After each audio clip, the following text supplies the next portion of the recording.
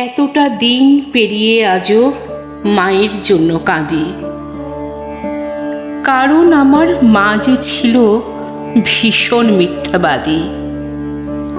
বাবা যেদিন মারা গেল আমরা হলাম একা, সেদিন থেকে বাঁক নিয়েছে মায়ের কপাল রেখা। মা বলতো বাবা নাকি তারার ভিড়ে আছে, লেখাপড়া করি যদি নেমে আসবে কাছে। তারায় তারায় বাবা খুঁজি, তারার ছড়াছড়ি। আমার মায়ের মিথ্যে বলার প্রথম হাতে খড়ি। পাড়াপড়শি বলতো এসে, এ বয়সে রাড়ি, একা একা এতটা পথ কেমনে দেবে পারি। ভালো একটা ছেলে দেখে বিয়ে কর আবার। মা বলতো ওসব শুনে ঘৃণা লাগে আমার। একা কোথায়, খোকন আছে, বিয়ের কি দরকার। ওটা ছিল আমার মায়ের চরম মিথ্যাচার। রাত্রি জাগে সেলাই মেশিনে, চোখের কোণে কালি। নতুন জামায় ঘর ভরে যায়, মায়ের জামায় তালি। ঢুলু ঢুলু ঘুমের চোখে সুই ফোটে মার হাতে। আমি বলি, শোও তো এবার, কি কাজ এত রাতে। মা বলতো ঘুম আসে না, শুয়ে কি লাভ বল। ওটা ছিল আমার মায়ের মিথ্যে কথার ছল। স্কুল থেকে নিতে আসা গাড়ি ঘোড়ার চাপে আমার জন্য দাঁড়ায় মা কড়া রোদের তাপে। ঘামে মায়ের দম ফেটে যায়, দু চোখ ভরা ঝিম। ভ্যানিটি ব্যাগ খুলে আমায় দিত আইসক্রিম। মায়ের দিকে বাড়িয়ে ধরে বলতাম, একটু নাও।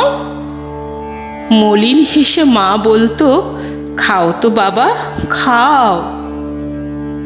আমার আবার গলা ব্যথা, ঠান্ডা খাওয়া মানা। ওটা ছিল আমার মায়ের নিঠুর মিথ্যাপনা। বড় হয়ে চাকুরি নিয়ে বড় শহর আসি, টুকটুকে বউ ঘরে আমার বউকে ভালোবাসি।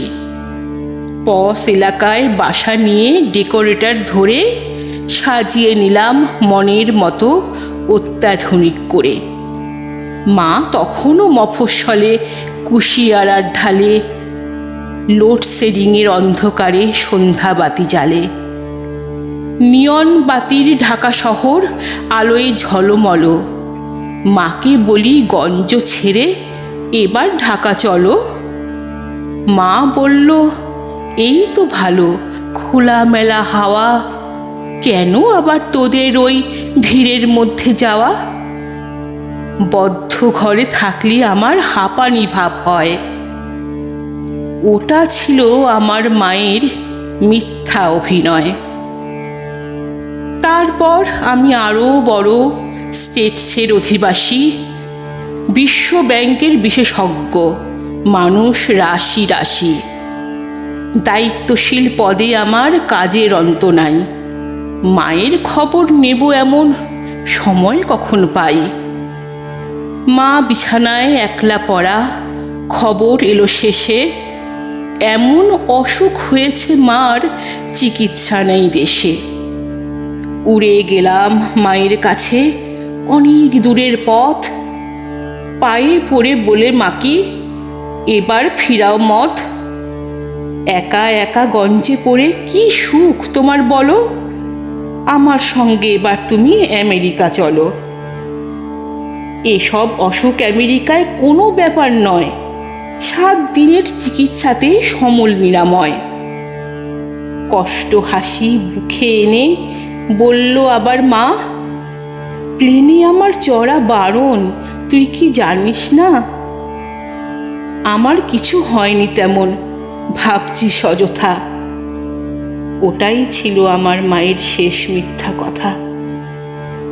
কদিন পরেই মারা গেল নিঠুর মিথ্যাবাদী।